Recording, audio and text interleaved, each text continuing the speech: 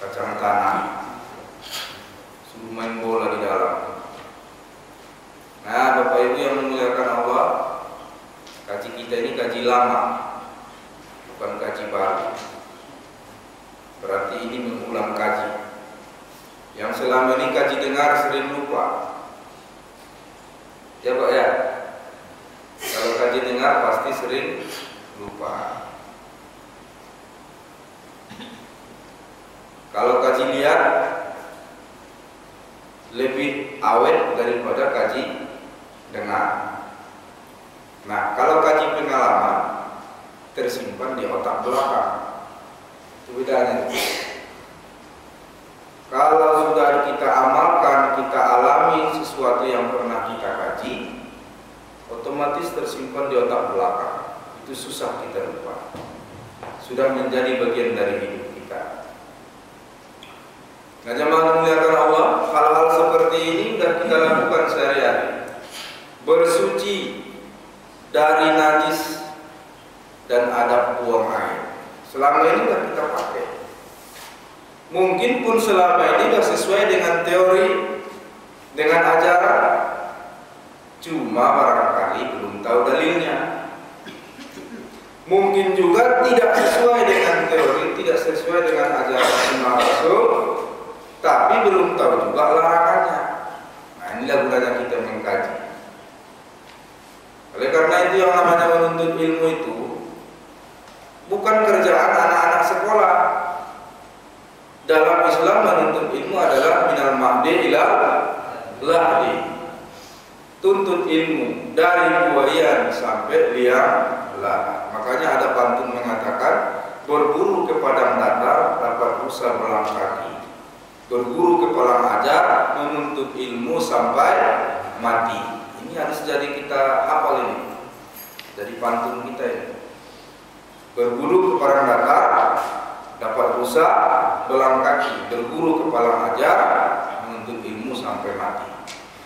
Nah, jemaah memuliakan Allah, kaji kita malam ini tentang bersuci dari najis dan adab buang air.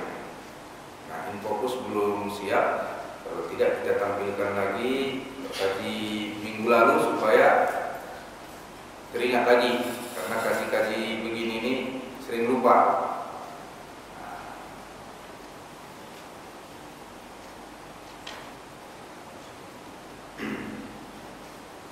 Allah berfirman, innallaha yuhibbut tawwabin wa yuhibbul mutatahhirin. Allah mencintai orang yang bertaubat dan mencintai orang yang mensucikan diri. Di antara syarat sah salat suci dari hadas dan najis. Ibu, apa bedanya hadas dan najis? Kita sudah paham istilah ini sebetulnya, tapi susah membahasakannya. Apa bedanya hadas dengan najis? Lalu apa bedanya bersih dengan suci? Beda nggak kira-kira? Bapak-bapak dulu, sebelah kanan saya. Beda nggak antara hadas dan najis? Beda nggak antara bersih dan suci? Beda Pak? Beda. Makanya keyakinan kita kepada yang gaib menjadi nomor satu. Kenapa? Hadas itu gaib, najis itu nyata.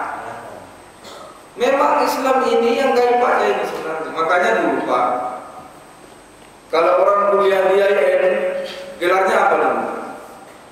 SAG. Apa artinya? Sarjana alam gaib. Memang iya Pak, yang dibicara yang gaib-gaib aja.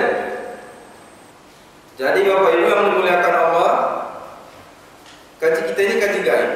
Apa itu hadas? Sesuatu yang tidak terlihat oleh mata, tapi dia berbentuk sebuah keadaan yang tidak suci. keadaan, bukan sesuatu benda. Najis adalah suatu benda yang menempel ke badan kita. Nah, makanya kalau orang suci itu dia tidak berkaitan dengan langsung kebendaan. Dia tidak sedang haid, dia tidak sedang berhadas besar, tidak junub, dia tidak mimpi basah, dia namanya suci. Dia tadi sudah buang air, namun sesudah itu dia berwudu, dia namanya suci. Tapi kalau bersih itu berkaitan dengan benda-benda. Ada yang menempel di badannya, sesuatu yang melihatnya tidak enak. Ada cat di bajunya, kita bilang kok kotor. Ada debu menempel, kita bilang kotor. Ada tanah memercik, kita bilang kotor. Ada lumpur, kita bilang kotor. Padahal tidak semua yang kotor itu tidak suci. Dan tidak semua yang bersih itu suci. Nah, jemaah muliakan Allah Subhanahu wa taala, ini antara keterkaitan yang baik dengan alam nyata. Nah, minggu lalu kita pelajari macam-macam najis. Air mutlak meliputi air hujan, air salju, air embun, kemudian air laut, air zam-zam, bahkan air yang tergenang sudah berlumut, air mustakmal bekas pakaian wudhu, air bercampur benda suci seperti air sabun, minyak, tepung dan lain-lain, selama dia tidak mendominasi, itu semuanya boleh dipakai berwudhu. Selama tidak mendominasi air itu dan tidak berubah nama air itu. Air bercampur najis, kalau sedikit najisnya dan air itu sampai 2 kula menurut Imam Syafi'i, juga masih tetap bisa dipakai berwudu. Tapi kalau di bawah itu baru tidak bisa dipakai berwudu. Nah, kemudian najis ada bangkai dan darah. Apa itu bangkai? Binatang yang disembelih bukan dengan syariat atau mati sendiri tanpa disembelih. Belum busuk sudah bangkai namanya. Itulah hukum fikih. Bangkai dalam bahasa sehari-hari adalah binatang yang sudah membusuk. Beda. Dalam fikih yang dikaji adalah keadaannya, tidak semata-mata langsung fisiknya. Karena dia tidak disembelih secara Islam, maka disebut bangkai. Kemudian ada pengecualian bangkai itu. Ikan dan belalang nggak ada istilah bangkai. Jadi ikan itu sebesar apapun nggak usah disembelih. Kemudian bangkai binatang yang darahnya tidak mengalir seperti semut, nyamuk, lebah dan sejenis serangga lainnya itu tidak jadi bangkai. Jadi kalau di masjid kita tampar nyamuk, mati dia. Itu kan nggak disembelih, harusnya bangkai. Oh tidak.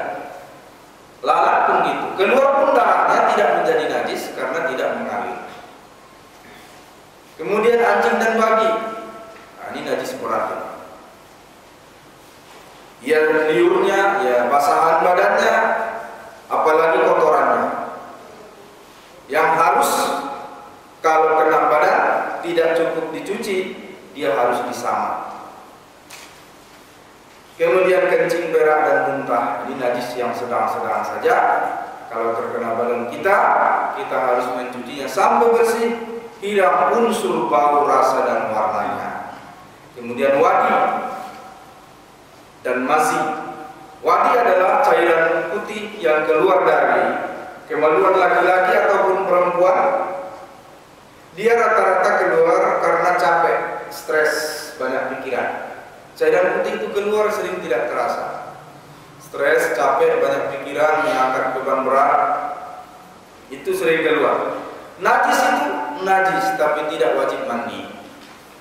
Masih itu cairan putih yang lebih kental dari wadi, keluarnya kalau orang terangsang, menghayal, nonton si Parno, misalnya, menonton, melihat film-film atau gambar-gambar yang mengancam nafsu, nah, itu keluar masih lebih kental.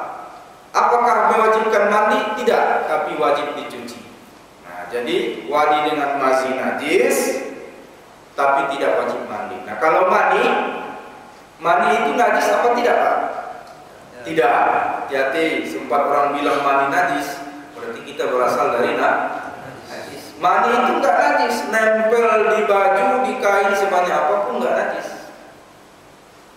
Tapi keluarnya mewajibkan mandi.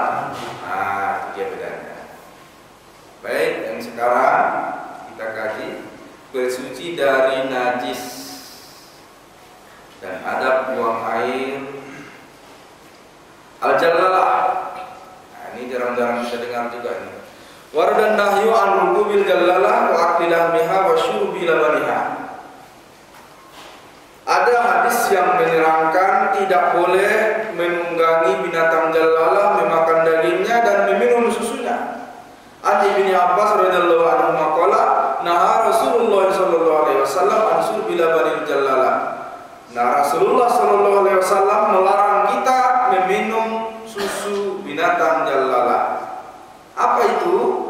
Binatang yang makanannya adalah najis, khusus najis atau mayoritas didominasi najis. Contoh yang sekarang ini banyak ikan lele dipelihara di septic tank. Banyak. Atau ada kandang ayam, di bawahnya kolam. Apa makanannya? Kotoran ayam. Nah, ini yang mana jalalahnya, ayamnya atau ikannya? Ikannya, ayamnya tidak.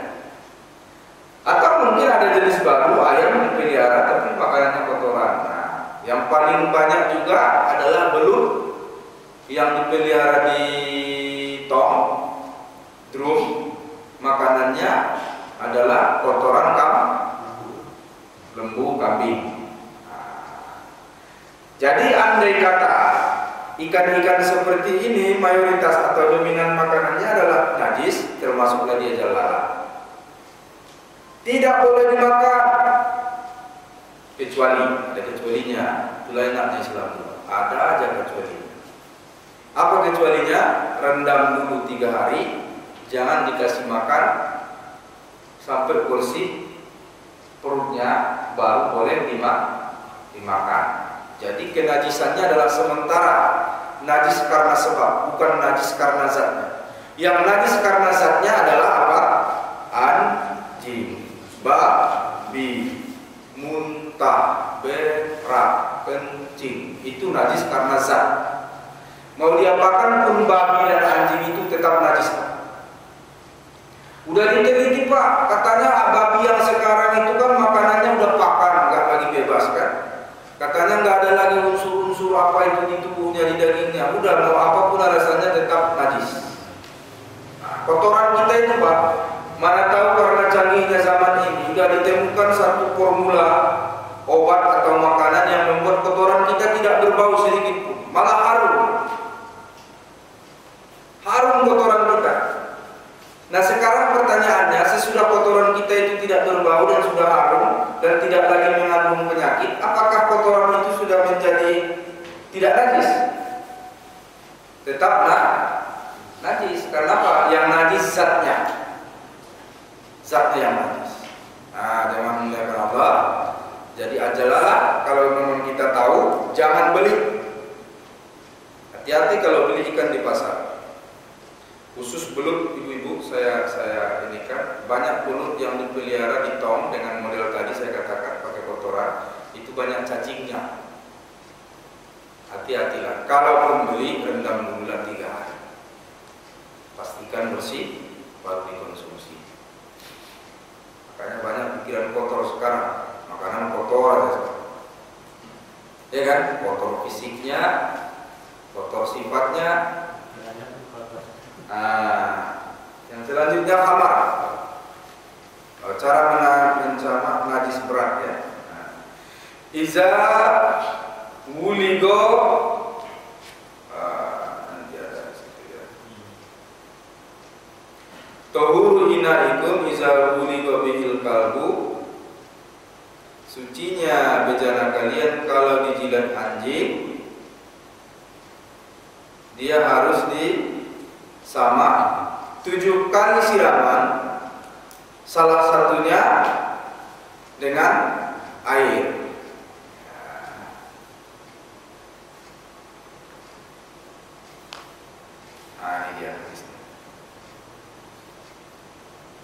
Iza bigol ihab faqadatu tahira. Ini sama kulitnya. Sikatan anjing.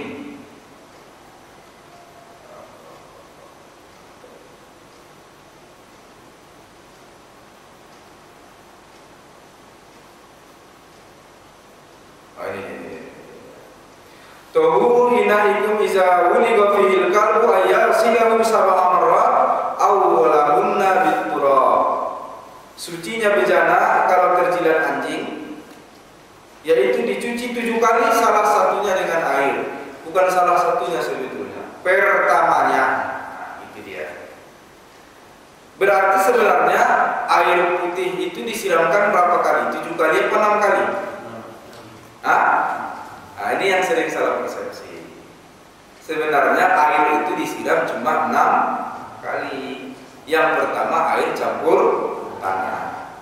7 kali semuanya, termasuk pertama air yang bercampur tanah. Jadi apapun yang dijilat oleh anjing, bejana kah, lantai kah, kaki kita kah yang kena kotoran anjing atau kena basahan badannya, untuk mensucikannya ambil tanah campur dengan air, aduk, siram sekali, baru 6 kali dengan air nah, itu namanya sama.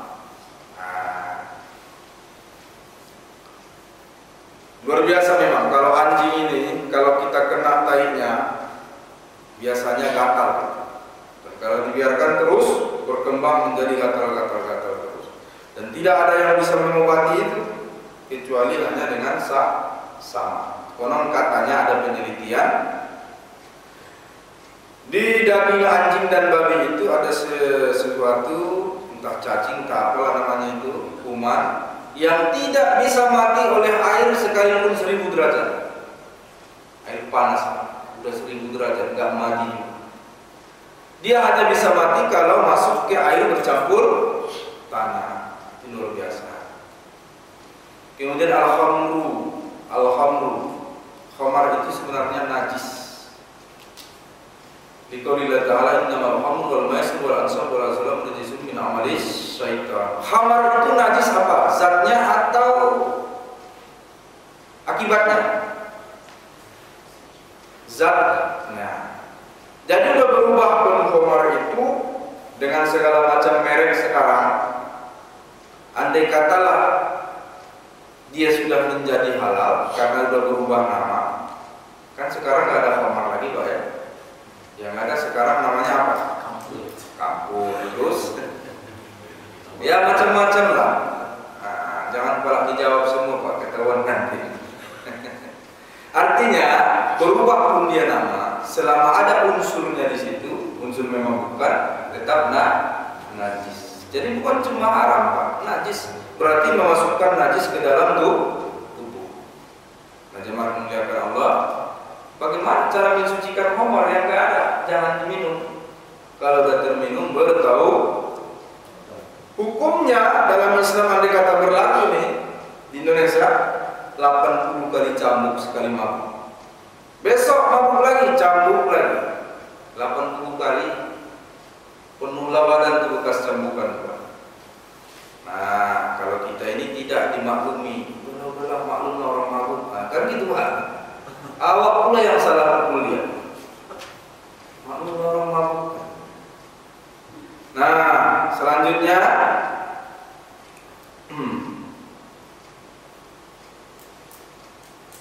al-ma'ul haid. Terhaid. Tuhurul badani was-sabi iza asabat huma najasah yajibu ghusluhuma bil ma'i hatta tazula anhuma in kanat mari'atan kadam. Sucinya badan atau pakaian kalau terkena najis harus dibersihkan dengan air yang mengalir sampai hilang dia bentuknya. Ingkanat mari'atan, apabila sesuatu najis itu bisa dilihat. Kadam seperti darah haid. Darah haid yang menempel di baju, di pakaian, di badan. Fa in baqiya ba'dal ghusli athara yasuqu zawala. Apabila sesudah dicuci dan disiram air masih tersisa warnanya, susah dihilangkan. Darah haid itu tadi udah direndam, udah dipucet, masih sisa warnanya. Fa huwa dimaafkan. Nah, jangan sampai digunting ya Bu ya. Dimaafkan. Masih ada warnanya, dimaafkan.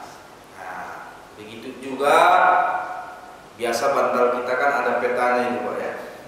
Nah, ada petanya, dicucilah ini sarung bantal. Enggak bisa juga hilang peta Sumatera itu. Enggak apa-apa lagi. Bahwa maafu anhu, dimaafkan.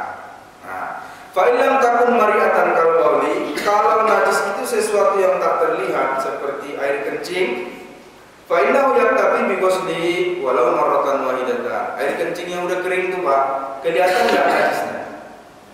Udah kering dia, tinggal baunya aja. Aku rasa ada kencing tadi si Butet di sini. Si Ucok tadi kencing main di sini kan? Iya. Baunya bagaimana? Cukup siram sekali saja. Kalau tinggal bau, itu caranya. Ja'at imra'atan ila Nabi, ja'at imra'atun ila Nabi sallallahu alaihi wasallam. Datang seorang perempuan kepada Nabi, lalu dia bilang, "Ihdana yusibu sawwaha min damil haid, kaifa tasna'u bi?" Salah seorang kami ada perempuan yang pakaiannya kena darah haid. Bagaimana kami mensucikannya? Qala tahuttuhu, kalau boleh dikorek, kata Rasul, dikorek darah haidnya yang sudah membekas itu, taqriduhu bil ma, lalu siram dengan air, summa tandahu, kemudian ucap, summa tusalli bihi. Nah, apapun yang terjadi sudah itu, masih ada bekas darah atau apapun, tetaplah pakai untuk sholat. Kalau udah dikorek, udah direndam, udah disiramkan air, kemudian dikucek, masih juga ada bekasnya, tusollibi, sholatlah kamu padanya, boleh kamu bawa sholat. Itu artinya. Bagaimana memuliakan Allah ibu-ibu? Ini khusus ibu-ibu, saya katakan, bapak-bapak pun harus tahu. Kalau mencuci pakaian di rumah, ibu pisahkan mana yang bernajis, mana yang kotor. Harus dipisah. Mengapa? Kecenderungan kita sekarang mencuci itu bukan lagi mengalirkan air, tapi merendam. Betul nggak? Pindah ember, rendam, baru peras. Pindah ember lagi, rendam, peras. Ini secara fikih kalau najis nggak suci lagi, nggak suci, nggak bisa mensucikan. Yang mensucikan adalah ibu ambil air, siram, walaupun hanya sekali. Siraman itulah yang mensucikan. Jadi jangan digabung ini pakaian anak-anak yang kena kencing atau bekas ibu yang kena darah haid dengan pakaian-pakaian yang kotor. Beda, makanya tadi saya katakan di awal, beda enggak bernajis dengan kotor? Beda kan? Beda bernajis dengan kotor. Kotor itu kita lihat kotor fisiknya, tapi belum tentu dia bernajis. Dipisah. Ini embernya untuk pakaian anak-anak, untuk pakaian ibu yang kena darah haid. Ini embernya untuk yang kotor biasa. Lalu kita keringat, kotor apa bernajis Pak? Kotor. Celana kita kotor, kecuali memang ada tertinggal di situ bekas-bekas air kencing. Nah, jadi kalau yang namanya bernajis harus dialirkan. Ada keran di rumah, nah sekali dilirikan aja udah memenuhi syarat untuk suci. Kemudian mensucikan tepung, adonan tepung atau mentega yang terkena bangkai. An Ibnu Abbas, an Maimunah radhiyallahu anha, anna Nabi sallallahu alaihi wasallam su'ila an fa'ratin saqatat fi samanin. Maimunah bercerita bahwa Nabi sallallahu alaihi wasallam ditanya tentang tikus yang mati jatuh ke mentega. Tikus mati jatuh ke mentega. Mentega cair apa setengah cair? Setengah cair. Padat belum, ya kan? Tapi agak kental. Nah, sama lah kalau kita jalan ke perkauman, banyak orang bikin dodol, ya Bu ya? Bikin dodol. Adonan dodol ini atau adonan kue yang lain tiba-tiba jatuh cicak. Macam mana ini? Dibuang semua? Hah? Nah, tidak. Inilah dia keringanannya. Sucinya mentega kalau dijatuhi oleh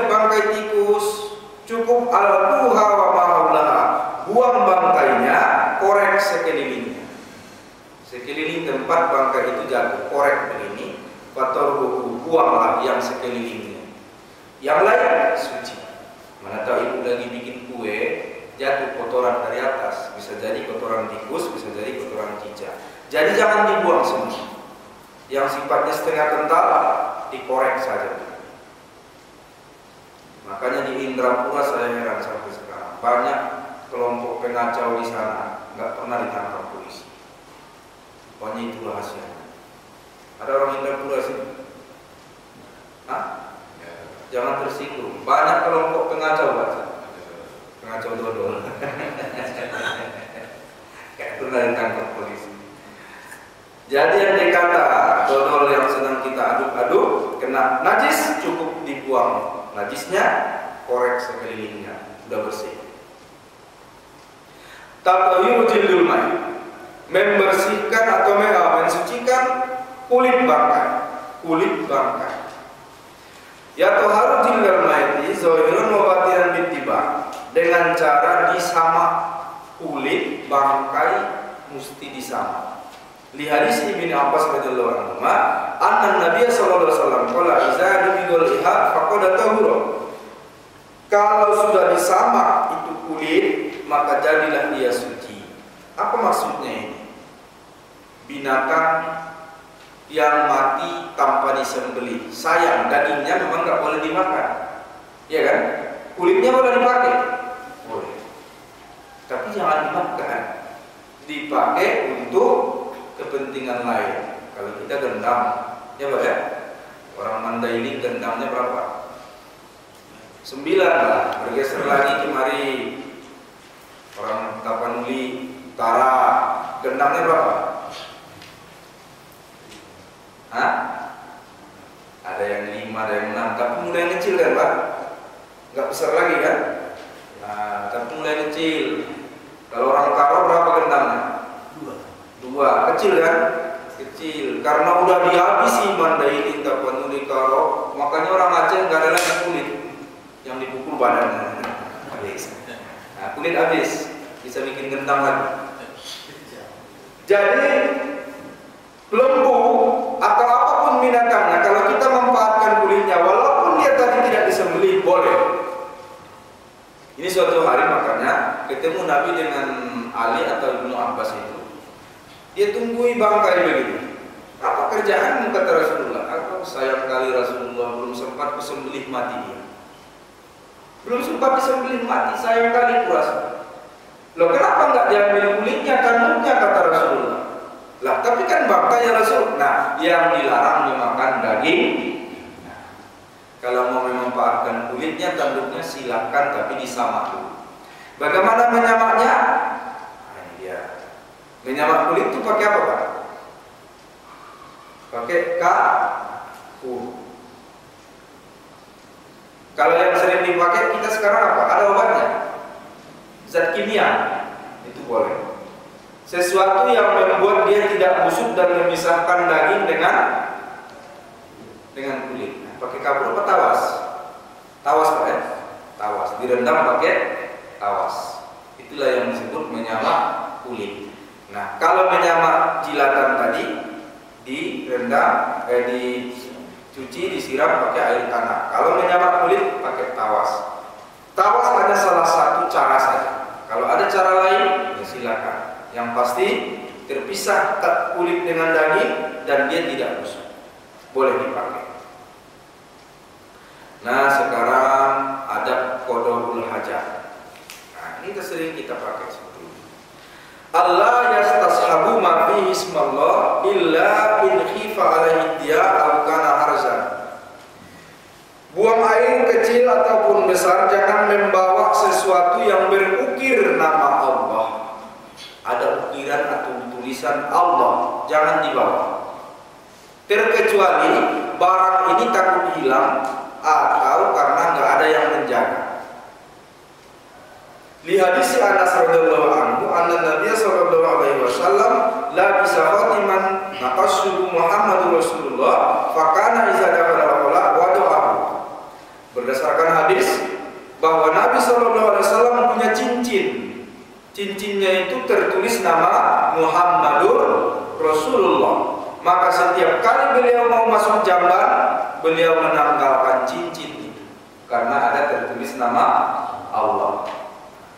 Jadi Bapak Ibu, kalau ada sesuatu di barang, di dompet kita, di celana kita yang bertuliskan lafaz Allah, keluarkan dulu. Pengecualiannya apa? Takut hilang. Nah, sekarang hati-hati itu kalau masuk WC umum, taruh dompet di penjagaan, jangan harap hilang itu kan. Masuk masjid ada sandal hilang, ya kan? Bolak-balik hatibnya belum ketemu sandal. Mana sandal, kemana sandal pula? Hatibnya pula. Kenapa? Perintahnya pula diamalkan apa? Ambil yang bagus-bagus, tinggalkan yang buruk-buruk. Kemudian al-ba'udah wal istar, menjauhlah dari tempat umum dan bersembunyilah. Artinya jangan dilihat orang ramai. Sekarang alhamdulillah kita udah punya WC masing-masing rumah. Kalau di kampung saya sampai detik ini Pak, itu namanya adat istiadat, itu memang susah juga. Walaupun di rumah-rumah sudah ada WC, tapi yang namanya buang air tetap di sungai, dan rasanya nikmat luar biasa Pak. Berbaris berjejer sambil merokok, ngobrol pula. Jadi kalau orang di pinggir pantai berada di mana? Di pantai. Sambil dimain-mainkan oleh ombak, telur, sekarang mau dia ke depan kita balik lagi. Itu susah ada, udah ada. Enaknya kalau buang air itu di sungai. Awak pun kalau pulang kampung Pak, di rumah sudah ada kamar mandi juga, masih mau ke sungai juga, teringat masa lalu. Yang sebenarnya menurut syariat jangan di tempat terbuka. La siyama indal ghaib li alla yasma'a lahu saut aw tasamma lahu ri'a. Agar jangan terdengar suara-suara atau tercium bau-bau yang gak enak. Makanya menjauh. Kan ada suaranya itu Pak, apalagi yang sakit perut, ya kan? Li hadis Jabir radhiyallahu anhu qala kharajna ma'an Nabi sallallahu alaihi wasallam fi safarin fakana la ya'til barras hatta yagiba fala yara. Setiap kali Nabi sallallahu alaihi wasallam membuang air kecil ataupun besar, dia akan mencari tempat sembunyi sampai dia tidak terlihat. Itulah Rasulullah. Yang selanjutnya al-jahru min tasmiyah wal isti'azah inda dukhuli fil bunyan, mengucapkan doa tasmiyah, bismillah, isti'azah dan berlindung kepada Allah dengan cara yang keras. Jadi sunnahnya Pak, kita masuk WC itu bacaan jangan dipelankan. Bismillahirrahmanirrahim. Allahumma a'udzubika minal khubuthi wal khaba'is. Terdengar Pak? Itu dia sunnah. Tapi jangan teriak. Ketahuan semua kan? Nah, terdengar.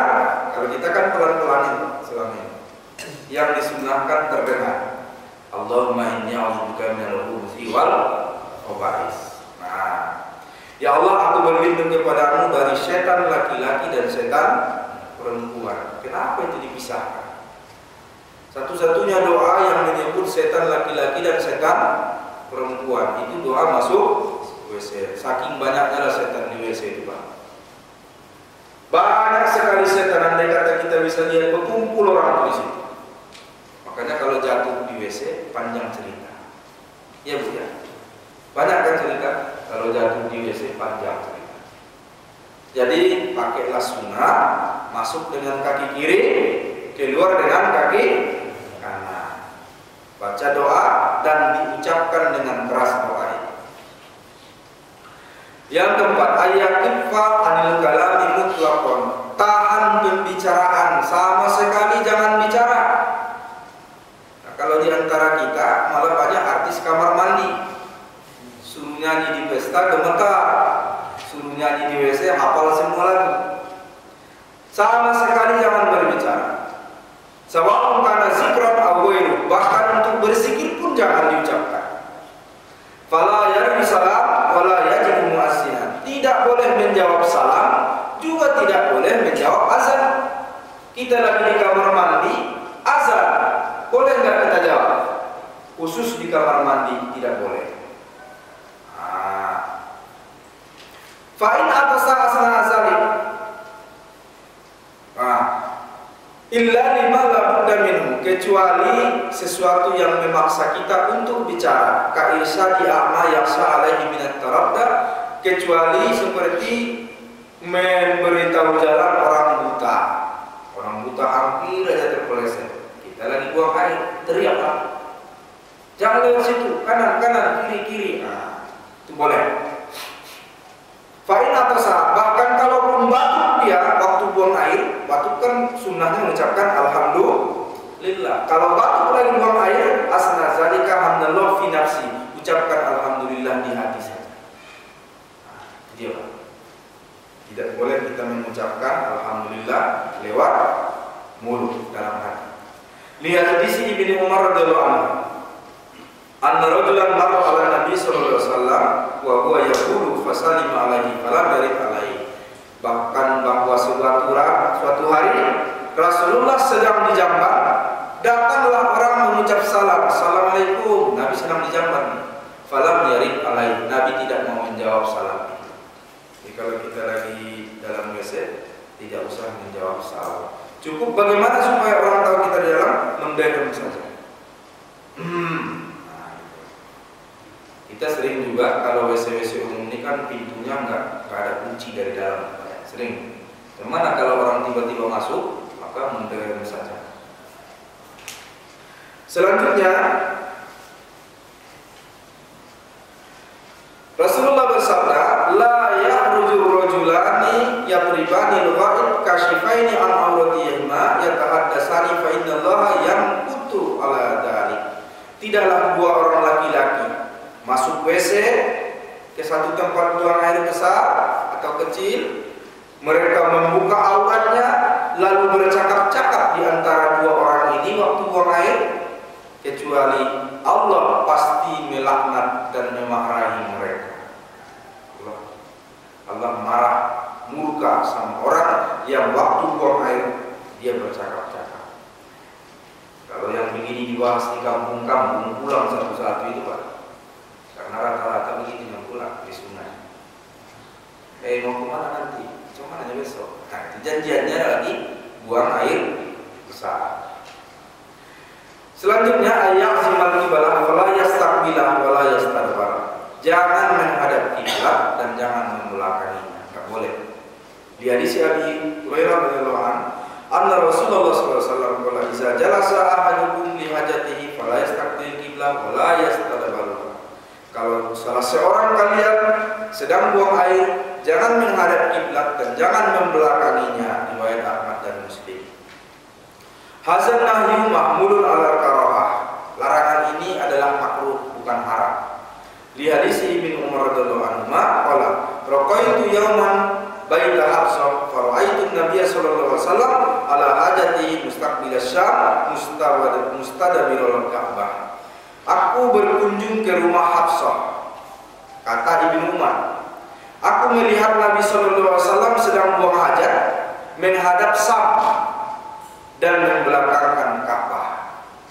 Arahnya ke Syam, di belakang Rasul arah ke Ka'bah. Riwayat jamaah. Artinya kalau dalam sebuah bangunan di dalam WC, walaupun kebetulan arahnya ke kiblat atau membelakangi kiblat, tidak apa-apa. Antah fil fida, yang haram adalah kalau kita buang air di tempat yang terbuka. Walibah fil bunyan, dan boleh di dalam bentuk bangunan seperti WC kita sekarang. Tapi meskipun demikian, tetap adab itu adalah adab. Kalau bangun WC di masjid, janganlah searah dengan tempat imam. Makanya tukangnya mesti tahu hukum, panitianya pun mesti tahu hukum. Termasuk di rumah, jangan bangun WC menghadap kiblat. Karena apa? Etika. Ra'aitu Ibnu Umar ana qarihala mustaqbilal kiblat. Ibnu Umar pernah mengikat di lapangan terbuka ini, mengikat ontanya menghadap kiblat. Ya bulu ilaiha, baru dia kencing menghadap onta itu. Jadi caranya juga kalau terpaksa. Kalau kita di lapangan kan kita lihat arah angin Pak. Kalau di lapangan terbuka lihat arah angin. Ya jadi panduan kita paling penting arah angin supaya kencing kita nggak kena ke kita kan itu. Apalagi di Arab yang anginnya kencang, nggak ada pohon pembatas. Nah, kalau terpaksa menghadap kiblat, ambillah entah tongkat, entah kayu, tuh pancangkan. Lalu bukan lagi menghadap kiblat, tapi menghadap ke kayu. Nah, itu dia cara. Atau sembunyi ke balik pohon, kita menghadap pohon. Nah, kita sering turun di kalau mau ke beras tadi biasanya mulai masuk kiri kanan itu kan dingin ya Bu ya. Nah, itu biasanya mulai itu mau buang air. Dan kita nggak tahu arah kiblat. Arah di mana arah susah dipastikan. Maka bagaimana caranya? Dekatkan ke pohon, Pak. Kencinglah menghadap pohon. Kebetulan memang kita arah kiblat tidak lagi masalah. Kenapa? Kita menghadap pohon. Ada pengawas. Itu caranya. Ayat 5 makanan lainnya. Kemudian cari tempat rendah kalau mau buang air. Lihat tadi zabihi min isabatin najasa agar tidak memercik lagi kepada kita najis kita itu. Ata Rasulullah SAW ila makanin damsin ila janbin haidin fabala. Izabala adabun faliyarkat alibauni.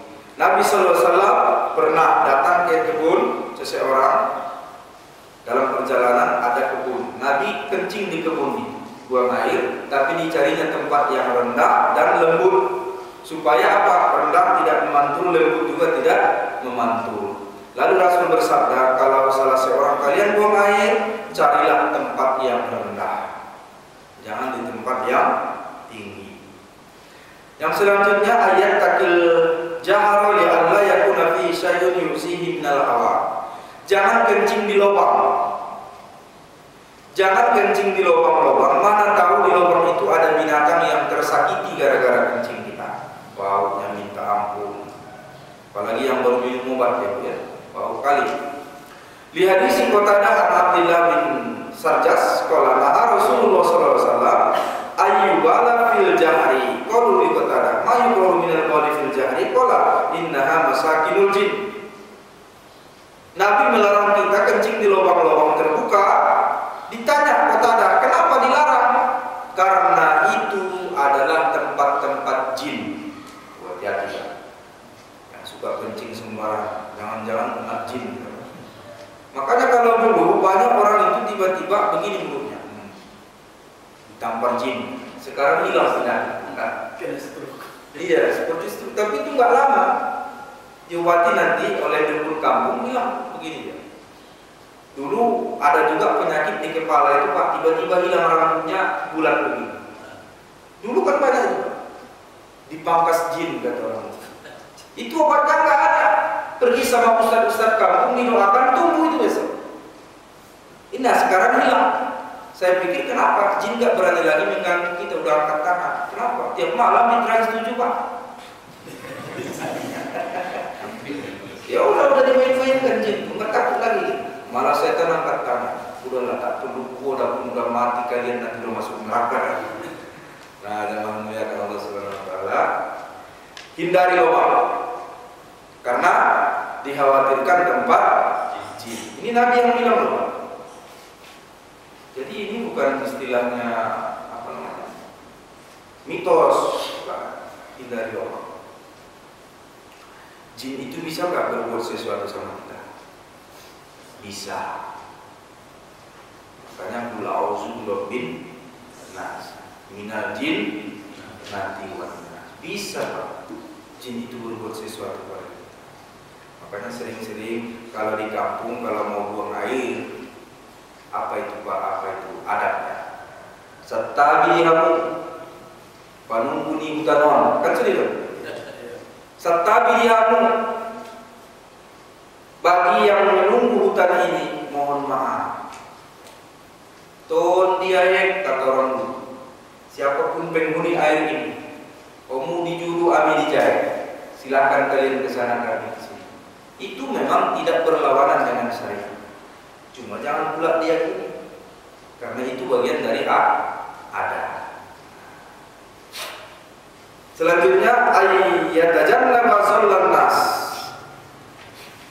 Menjauhkan dari tempat manusia berlindung, tempat singgah bernaung. Kalau dulu musafir ada pohon, disitulah semua orang bernaung, istirahat.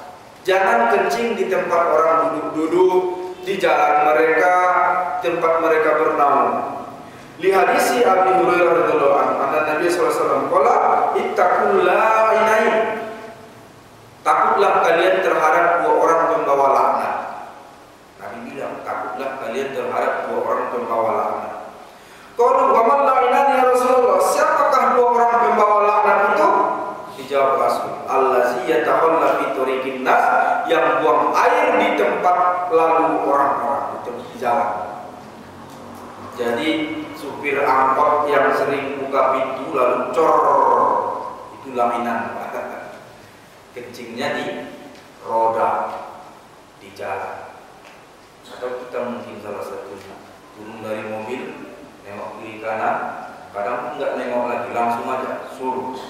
Kasihan roda, capek-capek aku bawa kau kemana-mana, kau kencing pula aku. Nah, ini satu. Yang kedua, auzullatahu, atau kencing di tempat teduh, tempat berteduh, tempat istirahat orang.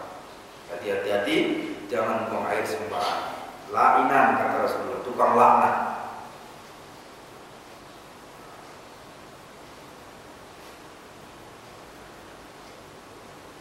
Allah ya bula qa'iman, jangan kencing berdiri. Selanjutnya jangan kencing berdiri. Imunafaqati mutor, karena tidak enak di hati, wa muhasilil adat, bertentangan dengan adat, wa li'annahu qad yatatayyar alaihi risasa, dan juga bisa memancar lagi kencing ke kita. Jadi kencing berdiri itu tidak sunnah. Sunnahnya laki-laki kencing jongkok, bukan duduk sunnahnya, tapi jongkok. Faiza amina minar rasas, sebenarnya andai kata terhindar dari terpencarnya lagi, memerciknya lagi kencing itu, silakan saja. An Aisyah, man hadatsakum anna Rasulullah sallallahu alaihi wasallam bala qa'iman fala tasdiquhu maka yaqulu illa jalisan. Kata Aisyah, kalau terdengar berita sama kalian bahwa Rasul pernah kencing berdiri, kalian wajib mengatakan tidak benar, karena selama hidup Rasul beliau tidak pernah kencing berdiri. Kata Aisyah. Kita lihat apa kata Tirmizi. Wa huwa ahsanu syai'in fi hadzal babi wa ashab. Memang kata Aisyah inilah yang terbaik dalam bab ini. Wa kalamu Aisyah mabani alama alimat, tapi perkataan Aisyah itu hanyalah sebatas yang dia tahu. Fala yunafi ma ruya an Huzaifah radhiyallahu anhu, tidak bisa kita nafikan apa yang diriwayatkan Huzaifah. Anna Nabi sallallahu alaihi wasallam intaha ila sabatati qaumin, bahwa Nabi pernah berhenti di kebun satu kaum, fabala qa'iman, maka dia kencing berdiri di tempat sampah. Fatanhaitu faqala, maka melihat Rasul kencing berdiri, kata Huzaifah, aku pun lari menjauh. Faqala, kata Rasulullah, ada nih, kenapa kau menjauh? Dekat saja, enggak apa-apa. Fanadautu, maka aku pun mendekat, hatta kuntu inda Ubay, sampai aku berdiri di dekat tumitnya, saking dekatnya. Fatawaddu'a wa masaha ala hufai, kemudian Nabi sesudah kencing berwudu dan mengusap sepatunya. Riwayat jamaah kecuali Nawawi. Jadi ada juga hadis bahwa Nabi pernah suatu saat kencing berdiri di tempat sampah. Nabi sedang berjalan, tidak ada tempat kencing lain kecuali di tempat sampah. Lalu karena sampah banyak di situ, mudarat baginya kalau duduk, maka beliau kencing berdiri. Ini artinya apa? Kalau memang situasi tidak memungkinkan kita untuk kencing jongkok, maka boleh berdiri. Tapi Aisyah bilang seumur hidupnya beliau tidak pernah kencing berdiri. Ini yang pernah kita bicarakan dulu, bahwa cerita tentang Rasulullah kalau di rumah yang lebih tahu adalah Aisyah. Tapi cerita tentang Rasulullah kalau di luar rumah yang lebih tahu adalah sahabat lainnya. Ini kita bilang. Kalau berbeda hadis Aisyah dan berbeda hadis Ibnu Abbas tentang cara mandi Rasulullah, siapa yang kita pegang? Aisyah apa Ibnu Abbas? Aisyah. Kenapa? Mandi tentu di dalam rumah. Kalau berbeda riwayat Aisyah dengan riwayat Ali tentang cara Rasul berperang, siapa yang kita pegang? Ali. Memang banyak hadis-hadis itu yang bertentangan. Lihat siapa yang sumber meriwayatkan hadis itu. Aisyah bilang seumur hidup Nabi nggak pernah kencing berdiri. Iya, selama yang dia lihat. Tapi Musaifah bilang kami pernah jalan, tiba-tiba ada kebun, beliau mau kencing, ada tempat sampah, beliau kencing berdiri di tempat sampah. Itu artinya boleh. Dan itu tidak sering, hanya sekali. Nah inilah bahan diskusi kita. Jemaah muliakan Allah. Kalau ada yang perlu dipertanyakan, kami persilahkan.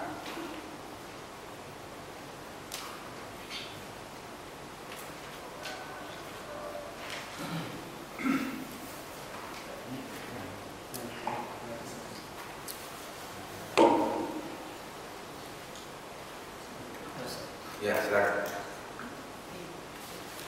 Assalamualaikum warahmatullahi wabarakatuh. Waalaikumsalam. Di sini mengenai anjing dan babi, Pak Ustaz. Ya. Yang menjadi dasar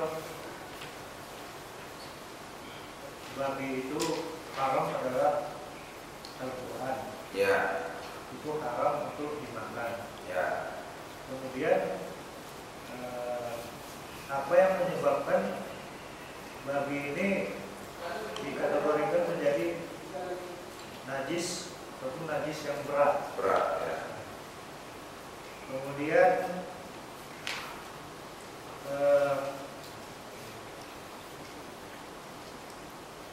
di kajian kita hari ini, cara menyamak najis itu yang disebutkan di dalam hadis ini hanya adalah anjing. Itu pun hanya untuk bejana. Ya. Kaitannya dengan benda-benda yang lain, gimana ini dasarnya itu, Pak Ustaz? Ya. Mungkin itu kan. Baik, terima kasih. Anjing dan babi.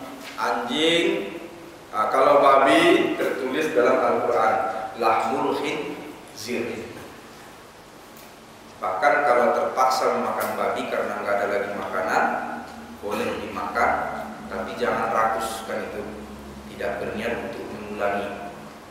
Nah, kalau anjing bagaimana? Di hadis haram memakan daging anjing. Terus bagaimana dikategorikan dia menjadi najis berat? Karena dia tidak dicuci, tapi disama. Jadi pengkategorian anjing dan babi menjadi najis berat karena cara yang dipakai Rasul tidak mencuci seperti biasa, tapi dengan disama. Perlakuannya berat, maka tergolong dia najis berat. Nah, kemudian yang disebutkan di sini hanya bejana. Bagaimana kalau yang lain, yang lantai lah, yang kain lah, yang tiang lah, apalah kan itu ya. Jadi kaidah fikih adalah apabila disebutkan salah satu, yang dimaksud adalah semuanya. Karena yang disebut adalah sekedar contoh. Nah, seperti bapak-bapak itu bahasa itu sering, mau kemana Pak? Cari makan. Sebenarnya cari makan atau cari uang untuk kehidupan yang lebih umum. Cari uang untuk kehidupan kebutuhan yang lebih banyak daripada sekedar makan. Saya nggak nampak batang hidungnya. Apa yang kita butuh hidungnya aja. Nah, itu kaidah bahasa ya. Dalam usul fikih dibahas. Jadi kalau ada ayat yang menyebutkan salah satu, itu terkadang yang dituju adalah semuanya. Silakan yang lain. Assalamualaikum warahmatullahi wabarakatuh. Waalaikumsalam. Saya pernah baca hadis Ustaz. Apabila kita beristinja, kita dilarang menyentuh itu dengan tangan kanan. Itu gimana? Ya. Istinja istinja memakai tangan kanan bukan haram, makruh. Makruh hukumnya istinja memakai tangan kanan selama tangan kiri bisa dipakai. Andai kata luka tangan kiri atau sakit lah, boleh pakai tangan kanan. Jadi hukumnya makruh. Ya. Silakan. Waalaikumsalam. Kita sering lewat di jalan bau-bau asap panggang-panggang itu kan, Ya. kan masuk ke baju kita, kadang-kadang sampai kemana pun masih bau asap. Ya. Bau asap, panggangan babi, anjing itu tidak menjadi najis. Tidak menjadi najis. Cuma di perasaan kita nggak enak ya, pasti gitu aja Pak ya. Tapi tidak menjadi najis. Silakan aja mau sholat, mau apa sholat. Satu lagi kita, Ya. kalau kita membuat musola di rumah, kebetulan kan memang kondisi sangat sempit. Ini tempat musola, tapi di sini tempat WC. Itu menurut syariat gimana? Syariatnya tidak apa. Selama pisah ya. Terpisah oleh dinding, terpisah oleh tabir, syariatnya tidak apa-apa, boleh. Tapi etisnya, nah ini kan etika. Etika itu dalam Islam dibahas dalam bab akhlak. Lebih halus lagi dari etika, tasawuf. Tasawuf ini udah rasa, bukan lagi sebatas etika, kan masih logika yang bicara. Menurut logika nggak pantas. Tapi kalau udah tasawuf udah rasa yang berbicara. Nggak enak rasanya, kan itu kan. Jadi syariat, akhlak, tasawuf sebenarnya hukum bicara hitam putih. Kalau kita belajar syariat, bicaranya adalah sah tidak sah, hak atau batil. Jadi memang begitu ya Pak. Kalau yang ditanya sah, ya sah. Silakan ya Pak. Tadi kan asap yang kalau benar. Ya. Ini kalau kita lihat itu kan kalau di padang bulan itu kan ada yang jualan itu. Ya. Nah itu ayatnya disiram ke jalan itu kan kita nyimpan gimana? Iya. Jadi jalan itu udah bernajis berat. Ya, najis itu. Karena air-airnya udah semua sekalian. Nah, jadi najis ini kategorinya adalah kalau dia lengket berarti bernajis. Kalau dia kering tidak jadi najis. Itu kategorinya. Jadi kena anjing, kalau dia kering kita nggak bernajis. Tapi kalau dia basah atau kita yang basah, maka jadi bernajis. Nah, begitu dia. Itu bagaimana Ustaz? Dia memandikan anjing tapi dia muslim harus mandi janabah juga ya? Enggak. Nah, inilah repotnya. Dia mandi wajib tidak, tapi wajib mensamak semua yang kena. Nah, sekarang kalau dia memandikan itu, Ya, bagian mana yang kena? Dia basah apa basah? Ya, itu sama dengan mandi wajib. Mandi wajib pakai lumpur lah dia. Makanya dilarang orang Islam memelihara anjing kalau di rumah. Yang dibolehkan di mana? Di kebun atau di belakang rumah. Bahkan Al-Quran memberikan satu kajian khusus tentang anjing, namanya kalbun mu'allamah, anjing yang terpelajar. Anjing yang terpelajar kalau dilepas dia dengan mengucapkan Bismillahirrahmanirrahim, ditangkapnya rusa, ditangkapnya kambing, apapun yang ditangkapnya itu mati sebelum disembelih, halal dimakan. Namanya kalbul mu'allamah. Tapi kategorinya berat, kalbul mu'allamah. Kalau kau suruh dia pergi, kalau larang dia berhenti. Kalau suruh lepaskan dia lepaskan, kalau disuruh makan dia makan, kalau suruh gigit dia gigit. Itulah kategori. Apapun diperintah dia nurut. Namanya kalbul mu'allamah. Banyak Ustaz. Urang awak ni lah. Memang urang awak ni persis orang barat. Kalau hari Minggu gini udah Wilayahnya pun memang wilayah barat. Jadi nggak bisa disalahkan juga. Sumatera Barat. Apalagi berburu, waduh, logika. Di komplek kita itu juga begitu. Islam, masjid juga sekali-sekali. Pagi-pagi kawannya siapa lari? Anjing. iya. Kalau backup kan sama dulu sama anjingnya tuh di backup itu. Ya, itu orang barat. Pilih barat tuh lah, mau meletus gunung, mau terbakar pun apa. Kalau anjing masih di rumah, masih diselamatkan, betul nggak Pak? Anjing nomor satu. Waktu terjadi badai Katrina di Amerika, kan rumah-rumah semua tenggelam, orang mengungsi ke atap. Ada anjing di atas atap nggak bisa turun Pak tim SAR-nya, 3 tim lagi. Ada pawang anjing, ada dokter hewan, baru tim SAR. 3 tim untuk menyelamatkan anjing. Itulah hebatnya memang di barat. Jadi tak salah memang barat itu Pak. Tapi secara syariat salah. Satu lagi Ustaz, Ya. apabila kita lagi ke toilet atau jamban, kita kan punya namanya itu sholat MK. Tiba-tiba lagi di jamban, waktu mau sholat masuk, dia ajan, itu gimana Ustaz?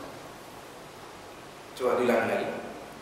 Kita kan punya di handphone itu BlackBerry kan ada sholat MK, artinya waktu sholat. Begitu waktu sholat dia berkumandang, itu kondisi di Ya. jamban itu. Ya. Matikan aja.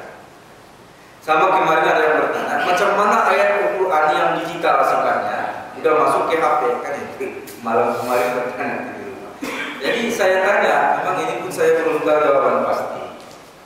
Yang dihukum oleh fikih adalah sesuatu yang berbenda. Ada bendanya. Jadi hukum fikih adalah hukum kebendaan. Bisa dilihat, bisa diraba. Itulah kriteria sesuatu benda ada.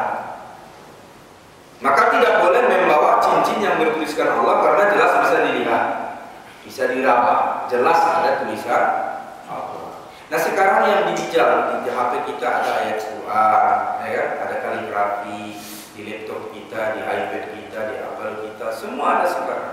Masalahnya itu tergolong sesuatu benda atau tidak? Maka saya tanya, dan saya belum tahu entah sudah ada penelitian atau belum. Ini flash disk 12 GB kosong. Kita isilah penuh 12 GB. Coba kita timbang, bertambah nggak berat? Nah ini makanya dikategorikan benda atau tidak? Andai kata dikategorikan benda, Al-Quran lah kita katakan, Al-Quran digital itu, maka haramlah kita bawa ke WC. Andai kata tidak, berarti tidak ada hukum untuk sesuatu yang tidak ada bendanya. Wallahu a'lam, sampai sekarang pun saya belum tahu jawaban pasti, karena ini perkembangan zaman. Dulu kita membaca mushaf begini. Ya, kemarin kata anggota MUI Ustadz Tengku Zulkarnain, setiap Al-Quran yang muncul walaupun dari handphone, suaranya muncul itu Al-Quran kan? Ya. Jadi begitu muncul itulah dia haram berada di WC tadi gitu. Ya, barangkali pendapat pribadi dia begitu ya. Barangkali yang begini perlu kita minta fatwa ke MUI, karena ini masalah baru yang butuh dari tinjauan beberapa sisi. Tidak bisa lagi fatwa ini secara pribadi, harus ijtima fatwanya. Ya silakan yang lain. Masalah pasangan ini Pak, kan kita tadi menyambung di rumah itu bersih, sudah itu isi dari tempat jin dan setan. Ya. Rumah itu tetapi di kamar dalam rumah, apa enggak seperti memelihara jin atau setan di dalam rumah? Oh iya, tidak, tentunya tetap dia tempatnya adalah jin itu di tempat basah. Jadi sebenarnya bukan karena WC-nya aja. Hadis Nabi SAW, tempat jin itu pertama pasar, pohon yang rindang. Kenapa pohon yang rindang? Kalau pohon besar Pak, pasti ada aliran sungai bawah tanah. Kalau tidak dia bakal mati. Maka pohon yang besar yang umurnya puluhan ratusan tahun, pastikan di bawahnya ada aliran sungai bawah tanah. Itu tempat jin. Lobang, tempat buang sampah, tempat kotor, tulang, tumpukan tulang. Kenapa? Jin pemakan tulang. Makanya Nabi melarang membuang tulang sembarangan. Nah, ini kan 6 tempat jin Bapak Ibu. Kemana dia suka berjalan-jalan ke tengah jalan. Itu makanya dilarang lagi kita duduk-duduk di pinggir jalan. Karena jin paling senang bolak-balik, nggak ada kerjaan pun itu aja. Jadi yang sering-sering keluar ini, jadi ibu-ibu jadilah wanita yang luar biasa, ya. Jangan mau jadi wanita yang biasa. Dan dia umurnya panjang, Pak. Ini repotnya. Ribuan tahun umurnya. Jadi ini sekedar ini lari dari tema. Ini menguatkan tadi tentang bahwa lubang itu memang tempat jin. Saya dulu ngajar di pesantren, di salah satu pesantren, nggak usah saya sebutkan namanya. Yang santrinya nginap, laki dan perempuan. Ibu-ibu, kalau namanya kesurupan itu biasanya laki atau perempuan? Perempuan. Ini sebetulnya banyak pelajaran. Setiap kali belajar dan sudah mulai panas, pelajaran pun dibuat matematik. Itulah salahnya memang sekolah-sekolah. Mestinya matematika, fisika, buat pagi-pagi. Kadang nggak ada pamit ke sana pemikiran. Orang Barat lebih hebat dari itu. Orang Barat kalau udah belajar yang keras, dia dibawa muridnya ke teras, dibawa ke pohon. Kita enggak, makanya pada saat jam-jam pelajaran udah mulai meninggi matahari, lalu pelajarannya pun matematik, fisika, gurunya pun seram, mata melotot hampir jatuh, mulailah kesurupan satu-satu. Suruh pegang, yang megang kena. Suruh obati, yang obati pun kena. 2 bulan kami berturut-turut, itu aja kerjaan. Semua ilmu dah kami kerahkan. Pindah-pindah ya Pak. Dibacakan pindah, dibacakan keluar, tapi pindah. Jadi kami kewalahan, semua ilmu dah dikerahkan. Dibaca, pegang sini, pindahnya kemari, pegang lagi, pindah lagi kemari, pegang, pindah kemari. Mohon maaf kalau perempuan terakhir tempat dia itu nggak bisa kita pegang. Itu pengalaman saya. Kita tahu tempatnya, tapi nggak bisa dipegang. Nah, ada guru wanita kita bilang pegang itu, dia nggak berani. Nah, jin ini tahu, kalau kita takut dia tahu. Makanya kalau kita berjalan di satu tempat, udah berat di sini, dia udah tahu kalau kita takut, pasti kelihatan. Tapi kalau kita santai saja nggak ada takut Pak, dia nggak akan datang. Dia melihat aura kita itu kalau takut. Makanya kalau kita takut di suatu tempat, kuburan Pak, rumah Pak, gampang kali biar nggak datang. Bilang aja, sesama jin jangan saling ganggu, nggak akan datang. Terakhir apa yang terjadi Pak? Kisah. Karena kami udah capek, diobati sini pindah sini, diobati pindah sini. Terakhir apa kata kepala pesantren kami? Udahlah, kita kawani aja jin itu. Jadi setiap ada yang kerasukan, kami nggak peduli lagi. Yang penting dia nggak lari. Dulu dia di kelas, ketawa-ketawa, ya kadang bahasa Inggris, kadang bahasa Arab. Tiba-tiba hebat bahasa Inggris, karena jinnya yang masih bisa bahasa Inggris. Udah, yang lain pun nggak sibuk lagi. Rupanya kalau dicuekin dia, capek deh. Keluar sendiri dia. Apa pelajarannya? Ada beberapa jin yang kalau masuk dia nggak lagi berontak, tapi dia ikut belajar. Dan kami nggak ganggu, apa dia bilang? Itulah kalian. Kenapa? Santri kalian tuh nggak kalian urus, kencingnya sembarangan. Nah, itulah pelajaran dari situ. Ada di situ pohon bambu. Di bawah pohon itu kan sungai. Anak-anak nih kalau habis belajar panas-panas langsung ke sungai. Di bawah pohon bambu itu sungai agak dalam, lompatlah dari atas. Seringkali kencing dulu di rumpun bambu, baru lompat. Di rumpun bambu itu banyak lubang. Biasanya rumpun bambu itu ada lubang-lubang kan Pak. Disitulah tempat kami. Kalian kencingi kami tiap hari. Jadi dendam istilahnya, dendam. Yang diganggu. Kenapa perempuan kami bilang? Karena perempuan paling lemah pertahanannya. Jalan masuk paling mudah. Dia mudah sekali gimana ya, emosional itu bukan marah gitu ya, mudah kasihan, mudah merasa orang baru ini dia udah merasa dimarah, kan gitu ya. Masuklah dia lewat pintu-pintu itu. Laki-laki susah. Tapi kalau udah kena laki-laki sekali saja bakal jadi langganan. Kenapa? Kamu udah tahu pintu masuk. Jadi kita laki-laki ini Pak, berusaha tegak, jadilah laki-laki. Jangan sekali kita masuk setan Pak, jin. Sekali masuk dia udah tahu pintu. Dan lihat memang, kalau ada laki-laki yang suka kerasukan jin, nggak lama dia lagi. Nah, jadi banyak pelajaran yang kami peroleh. Nah, di antaranya yang kami peroleh, ada perempuan yang datang ini menyamar jadi santri. Pak, saya jangan diusir Pak ya.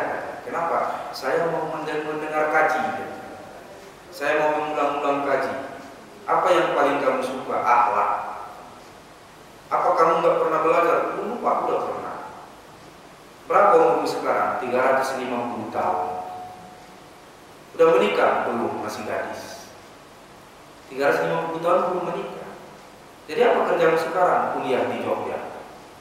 Kenapa kamu balik? Aku suka di pesantren ini, makanya aku balik. Antara Jogja ke sini berapa lama? 2 menit.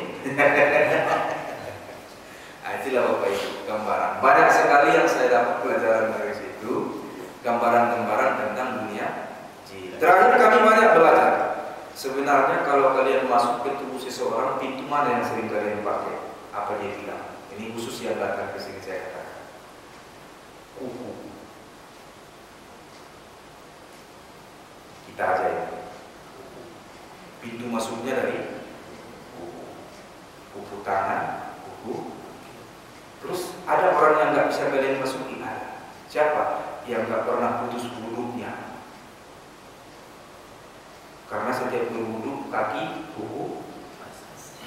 Inilah sebenarnya merinding saya. Aku di belakang badan. Makanya salah satu syariat itu memang kita nggak dibahas dalam hadis bahwa salah satu guna wudhu menghindari jin, ya kan ya? Tapi rupanya orang yang sering nyambung wudhunya nggak bisa kami masuk. Kenapa? Dijaga oleh wudhu. Terus apa? Nih, yang suka dengar gunjingan orang, cerita orang, masuklah kami lewat situ. Jadi itu telinga kalau ada orang bercerita tentang keburukan orang. Ya, makanya perempuan yang paling banyak kena. Kenapa? Perempuan paling suka. Itu dia bilang.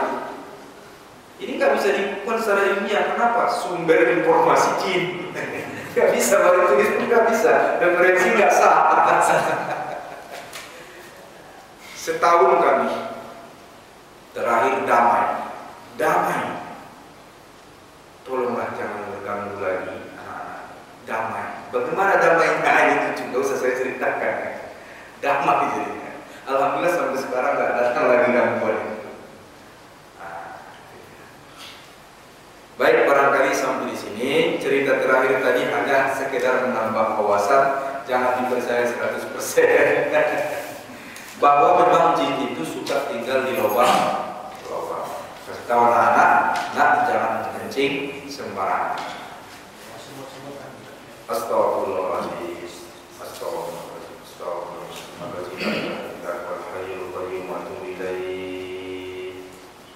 Alhamdulillahirrahmanirrahim. Allahumma sholli wa sallim ala nabiyyina Muhammadin wa alihi wa sahbihi wa zurriyyatihi ajma'in. Allahumma ighfir lana dzunubana wa liwalidayna wa kaffir 'anna sayyi'atina wa tawaffana ma'al abrar.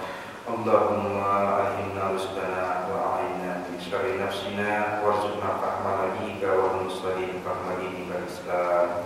Rabbana hab lana min azwajina wa dzurriyyatina qurrata a'yun waj'alna lil muttaqina imama. Allahumma arzuqna al-fahma wal ilma wal hikmata wal aqla bi rahmatika ya arhamar rahimin. Rabbana atina fid dunya hasanah wa fil akhirati hasanah wa qina adzabannar. Alhamdulillahirabbil alamin. Billahi taufiq wal hidayah.